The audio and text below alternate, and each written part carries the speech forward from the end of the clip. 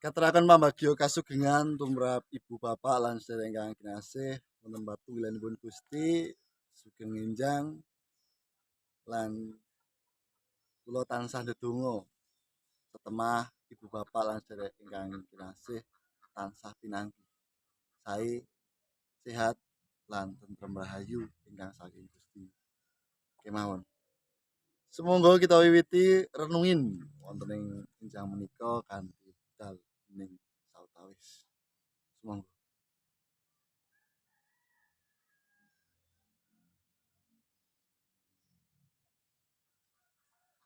Tuhan Yesus, terima kasih untuk hari pemberian-Mu. Terima kasih untuk keluarga. Terima kasih untuk hal-hal baik. Terima kasih untuk segala yang boleh kami nikmati hari ini. Kiranya kami dimampukan untuk bersyukur di tengah keraguan kami, di tengah kekhawatiran kami. Kami mau memulai hari ini dengan bersama merenungkan firman, membaca Alkitab. Kiranya Roh Kudus memampukan kami dan kami senantiasa berpegang pada firman-Mu dan melakukan dengan setia dalam kehidupan kami. Inilah Tuhan, doa dan syukur kami. Dalam nama Tuhan Yesus kami berdoa. Amin. Ibu bapak dan saudara-saudara, bacaan kita terambil dari 1 Tesalonika 2. 1 Tesalonika 2 ayat 1 sampai yang ke-8.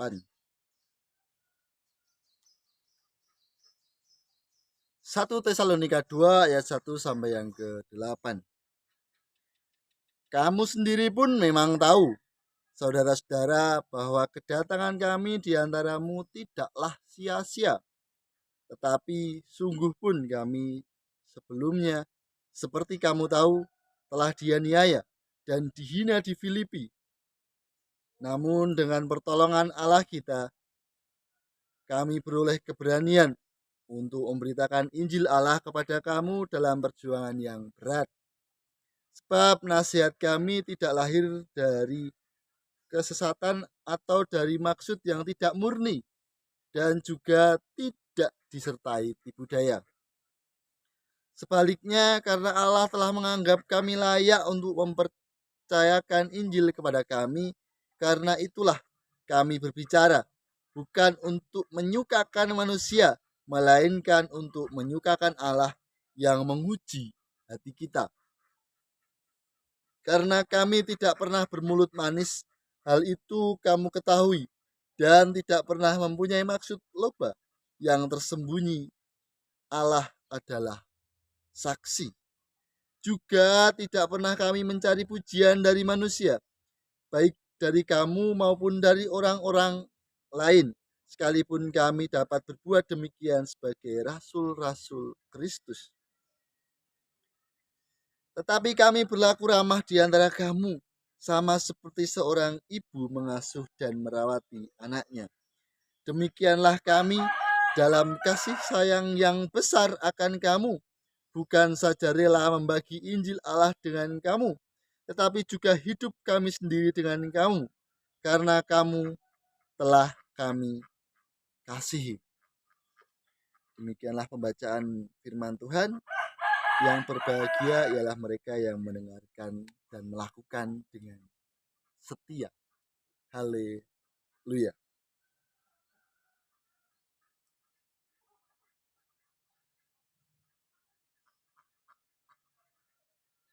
Ibu bapak dan saudari-saudara, saya punya tebak-tebakan.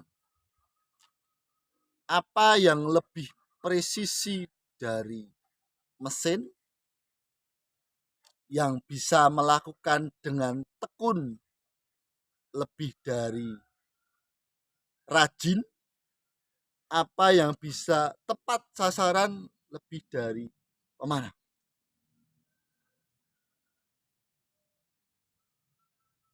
Ya, kebiasaan. Mesin bisa saja error, pemanah bisa saja meleset. Rajin kalau ada hal yang tidak berkenan bisa saja menjadi keset. Ibu bapak dan saudara-saudara, kita akan merefleksikan tentang bertumbuh dalam kebiasaan positif. Pertanyaannya, kebiasaan positif seperti apa yang perlu kita bangun? Kita tadi membaca surat Tesalonika, sedikit sebagai informasi bahwa Tesalonika adalah kota yang terletak di Yunani Utara. Nah, jemaat Tesalonika ini pertama kali menerima Injil dan hidup dalam tantangan yang besar sebagai orang percaya yang baru dalam lingkungan yang tidak selalu mendukung. Kenapa? Karena dalam konteks pemikiran Yunani ada banyak pengajaran-pengajaran, dan kekristenan Injil bukan satu-satunya pengajaran yang ada pada saat itu.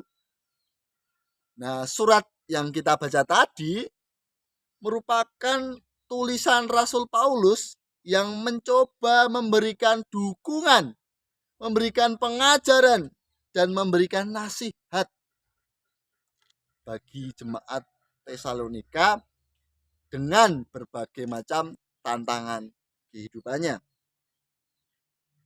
Ibu bapak dan saudara-saudara, kita akan memperhatikan satu persatu apa sih nasihat-nasihat yang diberikan oleh Rasul Paulus.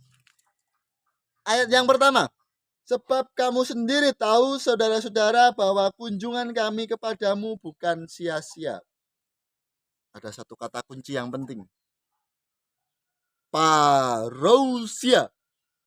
Ini dalam bahasa Yunani. Yang mengacu pada kedatangan atau kunjungan yang bermakna.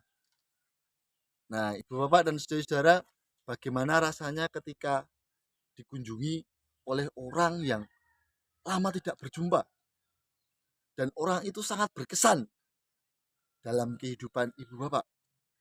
Misal, ada yang patuen, bapak ibu pendeta patuen, padahal sudah lama tidak patuen. Pasti rasanya, wah, nyes, isih kelingan aku, isih semanak, isih diwongke, aku isih dianggap ono. Berarti perasaan dimanusiakan ini juga dirasakan oleh jemaat di Tesalonika.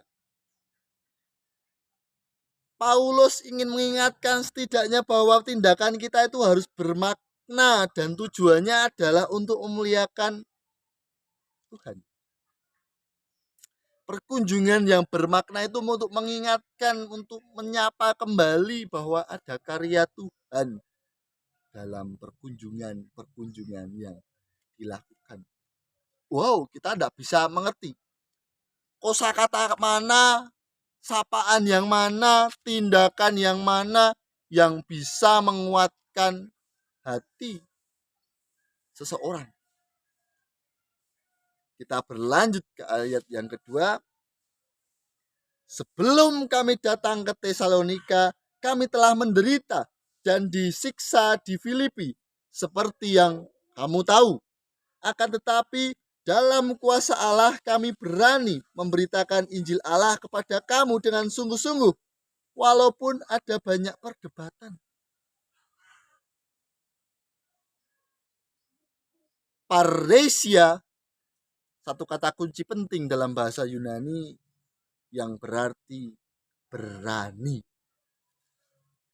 Keberanian ini bukan hanya keberanian yang tanpa alasan, bukan keberanian yang ampia awur-awur sik penting maju, malang-malang putung. Ndak, tapi keberanian untuk mewartakan Injil yang di sana ada kerelaan hati, kerendahan hati, bahkan mau menderita. Tidak menghindar dari konflik. Karena kita sering sudah punya stigma kalau yang namanya konflik itu jelek. Kalau yang namanya jutaan itu jelek. Kalau ada yang perdebatan itu jelek. Padahal di sana ada kepedulian. Orang bisa saja berkonflik, Karena ada isu yang sama, ada kepedulian yang sama, tetapi beda cara pandangnya. Dan itu perlu kita olah bersama. Kita berlanjut pada ayatnya yang ketujuh. Meskipun kami menjadi lembut di antara kamu seperti seorang ibu yang merawat anak-anaknya, demikianlah kami dalam kasih kami yang besar terhadap kamu, bersedia menggariskan diri kepada kamu bukan hanya Injil Allah, tetapi juga nyawa kami sendiri, sebab kamu telah kami kasihi dengan sangat. Kasihnya bukan kasih yang cuma kasihan. Kasihnya adalah kasih agape, kasih yang sangat, yang mengacu pada kasih yang tulus, yang tanpa pamrih, yang mengasihi karena, bukan hanya yang mengasihi karena, tapi mengasihi walaupun, bukan hanya karena dia baik, lalu saya mau mengasihi, tapi walaupun itu merugikan diri saya, tapi saya tetap mau mengasihi. Karena apa? Karena saya dulu sudah dikasihi oleh Tuhan. Ini adalah cinta kasih Allah pada kita dan yang kita harus tindak lanjuti kepada sesama juga. Sekarang bagaimana bertumbuh dalam kebiasaan-kebiasaan yang positif? Paulus dalam tulisannya meneladankan pentingnya keberanian dan kasih. Keberanian saja tidak cukup jika tidak ada kasih. Kasih saja tidak cukup kalau tidak berani untuk mengasihi. Karena mengasihi bisa saja berisiko. Karena keberanian saja tanpa kasih bisa saja berbahaya. Ibu bapak dan saudara-saudara, kita sekarang memiliki banyak Gen Z atau generasi strawberry mungkin yang menunjuk pada generasi-generasi muda. Saya membayangkan ibu bapak ini ada buah strawberry. Buah strawberry itu bagaimana? Api, abing mining-mining, tapi ketika dinyuk, ditumuk, tiba, blenyek. Itu gambaran generasi stroberi yang baik, yang seolah-olah kritis, seolah-olah indah, tapi ketika mendapatkan kritikan, ketika mendapatkan benturan, itu blenyek, mutung. Ini menjadi generasi yang mudah lepas dari kesulitan, tidak militan.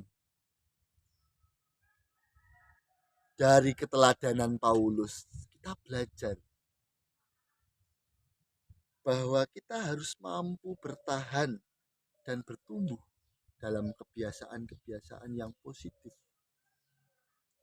Meskipun ada banyak kritikan, tumbukan, tekanan, tetap bertumbuh dalam kebiasaan yang baik.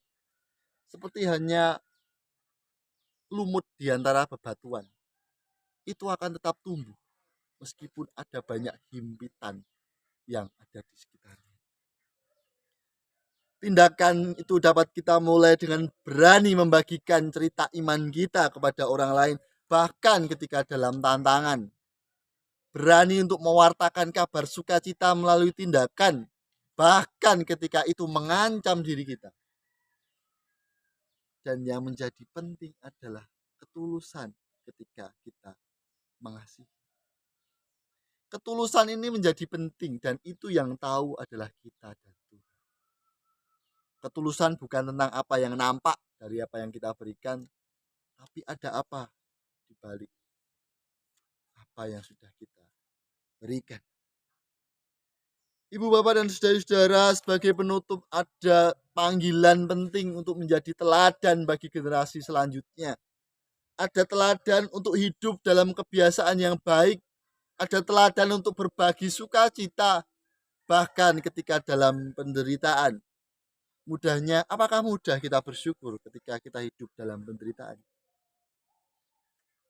Ketika kita melihat kebaikan Tuhan, kiranya kita dimampukan untuk terus bersyukur, berpengharapan, dan Tuhan akan mempermudah jalan kehidupan kita. Karena Dia yang menemani, kita tidak sendirian. Kita bertumbuh dalam kebiasaan di mana Tuhan menemani kita beradaptasi, menemani kita untuk berani, menemani kita untuk mengasihi. Ibu, bapak, dan saudara-saudara, panggilan untuk terus berjuang dalam kebiasaan yang baik itu menjadi panggilan kita.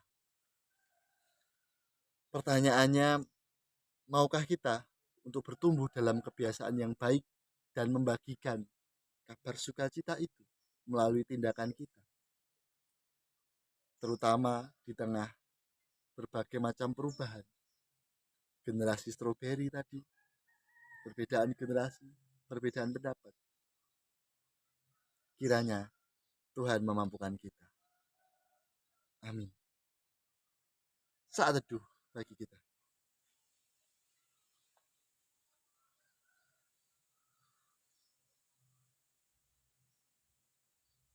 Terima kasih Tuhan Yesus untuk apa yang boleh kami renungkan.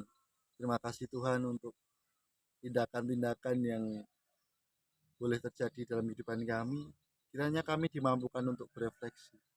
Kiranya kami dimampukan untuk bertumbuh dalam kebiasaan yang baik. Kiranya kami dimampukan untuk berani dan mengasihi.